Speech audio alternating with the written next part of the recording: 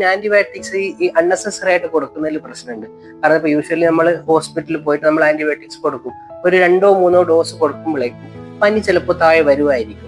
അപ്പൊ എന്ത് ചെയ്യും, നമ്മൾ അതിനെപ്പറ്റി വ്യക്തമായ അറിവില്ലെങ്കിൽ മരുന്ന് അതോടെ സ്റ്റോപ്പ് ചെയ്യും. അങ്ങനെ ഒരിക്കലും ചെയ്യരുത്. ആന്റിബയോട്ടിക് പ്രിസ്ക്രൈബ് ചെയ്ത് കഴിഞ്ഞാൽ അതിന്റെ കോഴ്സ് ഫുള്ള് കംപ്ലീറ്റ് ആക്കണം. അതെന്തിനാ പറയുന്നത്, നമ്മളിപ്പോ ഒരു ആന്റിബയോട്ടിക്സ് പ്രിസ്ക്രൈബ് ചെയ്തു, ഒരു 3 ഡേയ്സ് കഴിഞ്ഞപ്പോൾ പനി, അല്ലെങ്കിൽ 3 ഡോസ് കഴിഞ്ഞപ്പോൾ പനി റെസ്പോണ്ട് ചെയ്യും. അതിനർത്ഥം എന്താ, അതിലുള്ള ബാക്ടീരിയ ആയാലും വൈറസ് ആയാലും പാർഷ്യലി അവിടെ ഡിസ്ട്രോയിഡ് ആയി എന്നാണ്. പക്ഷെ കുറച്ചെണ്ണം അവിടെ ബാക്കിയുണ്ട്.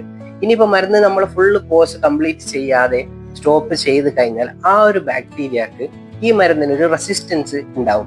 ഇനിയിപ്പോ നെക്സ്റ്റ് അടുത്ത തവണ വീണ്ടും ഈ പനി അല്ലെങ്കിൽ വേറെ എന്തെങ്കിലും അസുഖം വന്ന് നമ്മൾ പോയി ഈ സെയിം ആന്റിബയോട്ടിക് കൊടുത്തു കഴിഞ്ഞാൽ ചിലപ്പോൾ എന്ത് ചെയ്യും, കുട്ടിക്ക് എഫക്റ്റീവ് ആവത്തില്ല. അതുകൊണ്ട് ആന്റിബയോട്ടിക് സ്റ്റാർട്ട് ചെയ്ത് കഴിഞ്ഞാൽ 3 ഡേയ്സ് ആണ് മിനിമം, അല്ലെങ്കിൽ 5 ഡേയ്സ് ഡോക്ടർ പറയുകയാണെങ്കിൽ 5 ഡേയ്സ് കോഴ്സ് എങ്ങനെയായാലും കംപ്ലീറ്റ് ചെയ്യേണ്ടതാണ്.